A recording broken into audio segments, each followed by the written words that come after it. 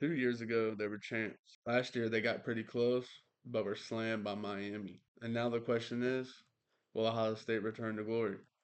Ryan Day is still in the driver's seat, but losing Brian Hartline is going to be tough. Obviously, Ohio State's going to be really, really good, but Brian Hartline, man, he was a phenomenal coach and an even better recruiter. He was able to bring in these 5 stars and the number one recruits. He's also developing first round talent like a Mecca and Garrett Wilson. Jeremiah Smith may even be a number one pick next year, but you see all the picks he's getting in, even with former 5 stars who maybe didn't develop, such as Brandon Ennis, who gets a chance to shine this year, maybe, but there's even 5 stars who didn't really get the chance to develop into that 5 star talent, but he's still bringing in all these great recruits.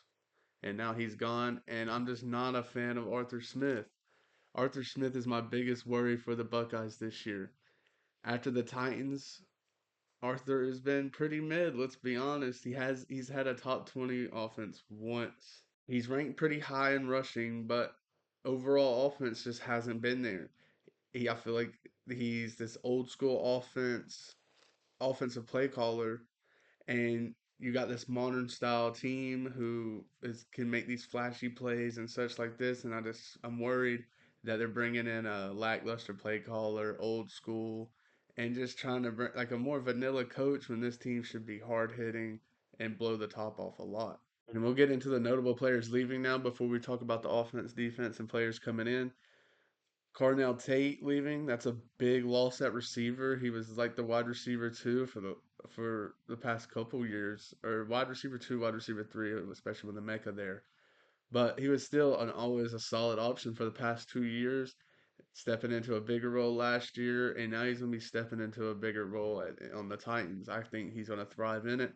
You lose your tight end and Max Clare, Quincy Porter, a former 5 star receiver, transferring out, James People, a former 5 star running back, transferring out.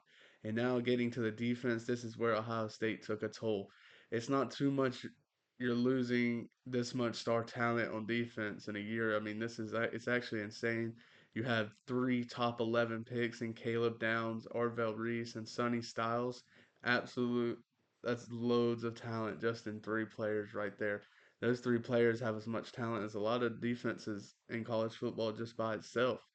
And then you just add Davison Igbinosun and Caden McDonald, 2 second round picks, and Caden was projected to be a first round pick, and Igbinosun, if it wasn't for the penalties, he'd be a first round pick. Like the talent that's leaving is really, really noticeable. You can make a whole video on just the people leaving, but we'll try to get into the people coming in. And Ohio State retained a lot of talent, even though they lost a lot of talent, especially on offense. They retained a lot of talent. Didn't lose many O line at all, but they did bring some O line depth back in. But Chris Henry Jr., even though he's a freshman, that doesn't matter. This dude is going to be a monster. This dude's going to fit right in with Jeremiah Smith, and they're both players. Jeremiah Smith and Chris Henry. Their ability after the catch, dude, it's going to make this offense insane as long as the right things happen. And we'll get into that, but getting into some of the notable player additions for the defense, James Smith, a D lineman from Alabama, is going to fill that Caden McDonald spot pretty nicely. Earl Little is really, really good. Came with 4 picks from Florida State last year. He's going to be replacing Caleb Downs very, very well. And you got some really good freshmen coming in right here, Jay Timmons and Sincere Johnson as well. Sincere Johnson might make a noticeable impact immediately. But getting into the offense now, and the offense will be scary, like I said, but Arthur Smith cannot hold them back. Ryan Day cannot let Arthur Smith hold them back. Ohio State as a whole just cannot let Arthur Smith hold them back. Arthur Smith has unlimited talent in his hands, but like I said, he's not been producing as a play caller. I wish Julian saying that Jeremiah Smith would stay far away from this guy. As you see at the bottom of the screen, I got a little bit of spaced out there. I just wish I don't know. I can't believe Ohio State hired Arthur Smith after this run he's been on. This run he's been on has not been good.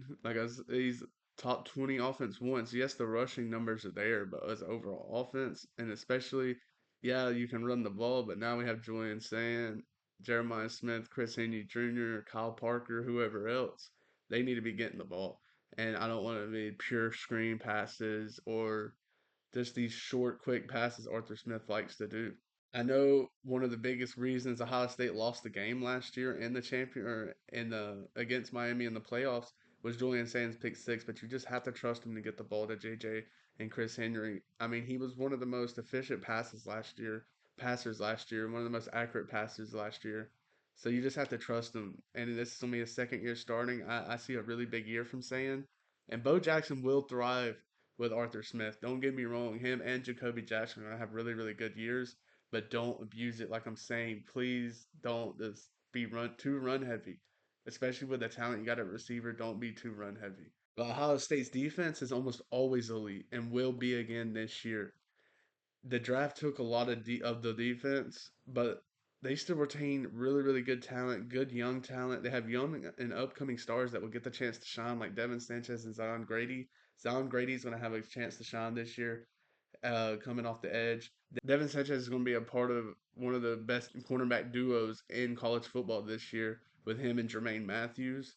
And the D line and linebackers may not be a star studded. You don't have the Arvell Reese or the Sonny Styles, but they're still really, really good with that young talent and even the talent they lost, the spots they lost, they filled that in with really good talent like James Smith and Earl Little at safety and D line.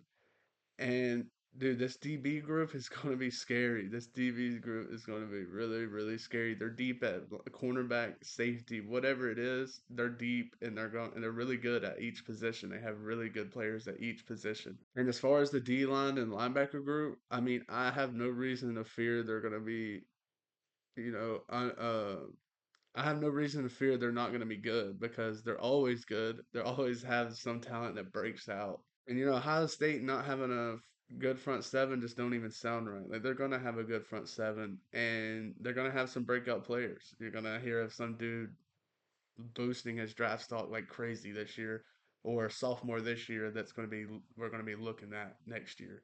Like this guy's gonna be one of the best.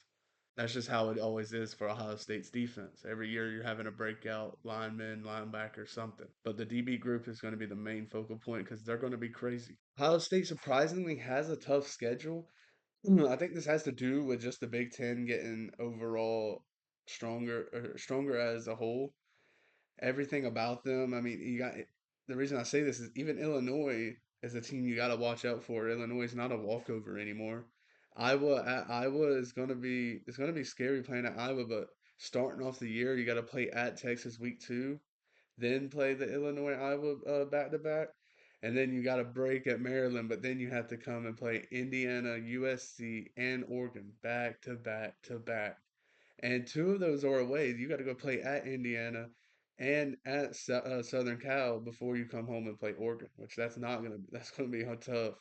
You got to come home and play Dante Moore after going against the defending champs and a aspiring team in USC, and then you got to finish it up with Michigan. This is a really tough schedule. It's hard to finish your season on Michigan always, no matter what. The main challenge for Ohio State this year is getting through Indiana. I mean, that's the main challenge for any team because Indiana is the team to beat, in my opinion. If you go back and watch the first the Are They Legit series video in Indiana, man, I just think Indiana and Signetti, really just Signetti. Signetti's got the guys he wants, and I feel like he's got the guys that are gonna make him succeed, and he's gonna make them succeed as well. Like he has the guys that makes it where they're helping each other out. And I definitely think they can get through Indiana, man. But the Arthur Smith hire is just so scary to me. You can let me know in the comments what you think about the Arthur Smith hire if you're not afraid of it. I will tell you, almost any Falcons fans or Steeler fans will tell you the same thing. They just do not like Arthur Smith.